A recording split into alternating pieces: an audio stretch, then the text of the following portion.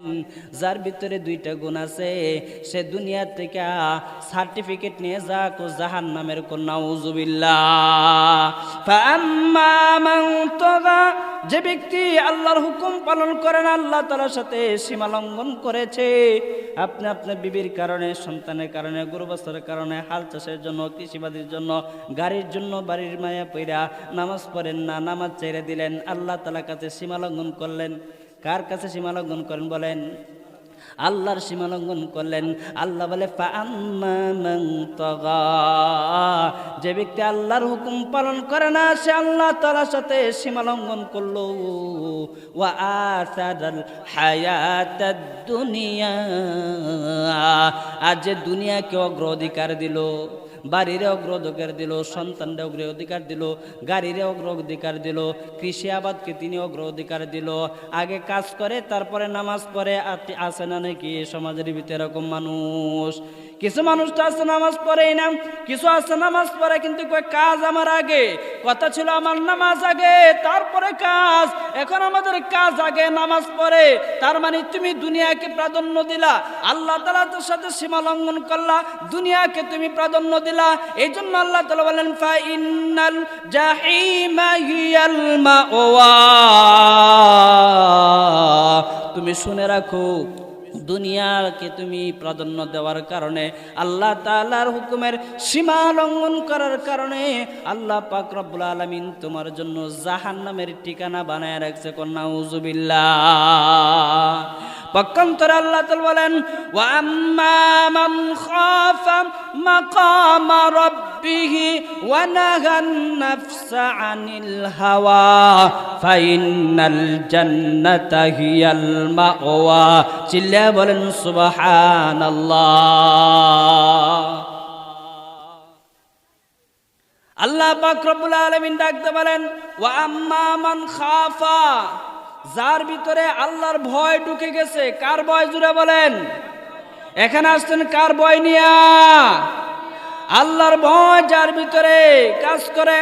ওয়া আম্মা মান খাফা মাকামা রাব্বিহি ওয়া নাহান নাফসা আনিল হাওয়া, যে ব্যক্তির ভিতরে আল্লাহর ভয় ঢুকে গেছে ওই ব্যক্তি, এবং যে তার নফসে হাওয়ার অনুসরণ করে না, আল্লাহর হুকুমের অনুসরণ করে, রাসূলের ইতাআত করে দুনিয়াতে চলে, ফাইন্নাল জান্নাতা হিয়াল মাওয়া।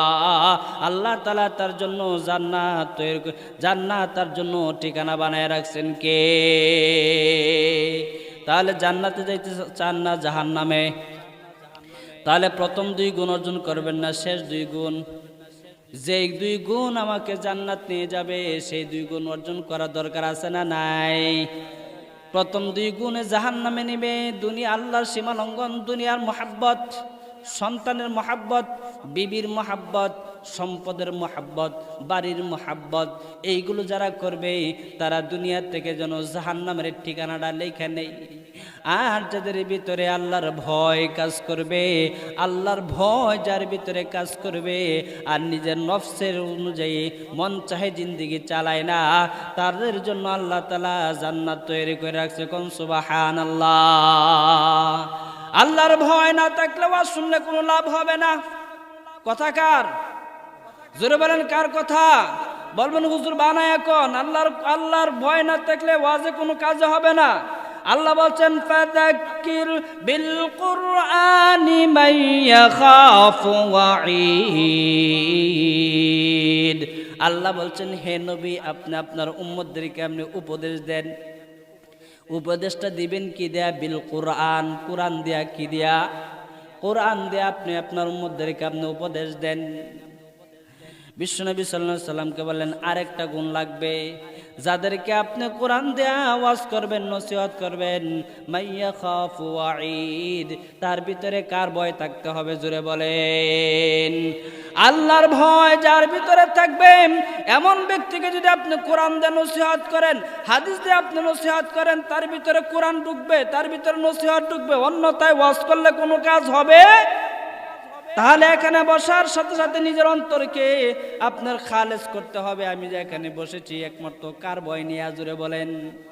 আল্লাহর ভয় নিয়ে যদি শুনেন, যে কথাই হবে কোরআনের এইটাই ভিতরে ঢুকায় দিবেন কে? বলেন তো, পৃথিবীর ভিতরে সবচেয়ে সত্যবাদী জবানের নাম মুহাম্মদ সাল্লাল্লাহু আলাইহি ওয়াসাল্লাম। রসুলের জবানের চাইতে পৃথিবীর ভিতরে আর একটা জবানও সত্যবাদী, রসুলের জবানের মতো এত সত্যবাদী জবান পৃথিবীতে আছে নাকি? পৃথিবীর ভিতরে যত নবী এসেছেন, সমস্ত নবীদের ভিতরে সবচেয়ে সত্যবাদী, আল্লাহ তাআলা যার মাকাম উঁচু করে দিয়েছেন, মর্যাদা দিয়েছেন, সে মুহাম্মদ সাল্লাল্লাহু আলাইহি ওয়াসাল্লাম। তার জবান থেকে কোরআনের তেলাওয়াত, কোরআনের নসিহত শুনেছিল আবু জাহেল, আবু লাহাব, উতবা, সাইবা, ঠিক না বেঠিক? আপনারা ঘটনা জানেন, আবু জাহেল কোরআন তেলাওয়াত শুনছে, আবু লাহাবও শুনছে, উতবাও শুনছে, সাইবাও শুনছে। রসুলের ঘরের পাশ দিকে রাতের অন্ধকারে বৈশা বৈশা রসুলের পবিত্র মুখ দিয়া, পবিত্র জবান থেকে কোরআনের তেলাওয়াতগুলো শুনছে। আপনি আমার মতো জবান না, আপনি আমার মতো শ্রোতা না, আপনি আমার মতো জবান দেয়া তিনি কথা বলেন নাই। পুত পবিত্র পৃথিবীর ভিতরে এত পবিত্র জবান নাই। সে বিশ্বনবী সাল্লাল্লাহু আলাইহি ওয়াসাল্লামের জবান থেকে আবু জাহেল কোরআন শুনছে, উতবা কোরআন শুনছে, আবু লাহাব কোরআন শুনছে, এই কাফেররা কোরআন শুনছে, কিন্তু তাদের ভিতরে কোরআন ঢুকে নাই, ঠিক না বেঠিক? ঢুকে নাই কোন কারণে? আল্লাহ বলছেন, ফাযাক্কির বিল কুরআনি মান ইয়াখাফু ওয়াঈদ। আপনি যারে কোরআন শোনাইবেন, আপনি যারে কোরআনের ওয়াজ শোনাইবেন, আপনি যাকে নসিহত শোনাইবেন, ওই ব্যক্তির ভিতরে ভয় থাকতে হবে কার? আবু জাহেল কোরআন শুনছে, আবু লাহাব কোরআন শুনছে, উতবা কোরআন শুনছে, অনেক কাফেররা রাসূলের পবিত্র জবান থেকে কোরআন শুনছে, কিন্তু তাদেরকে তাদের কোরআন তাদের ভিতরে হেদায়েত ঢুকে নাই। তার কারণ হলো তাদের ভিতরে আল্লাহর ভয় ছিল না, ঠিক না বেটি?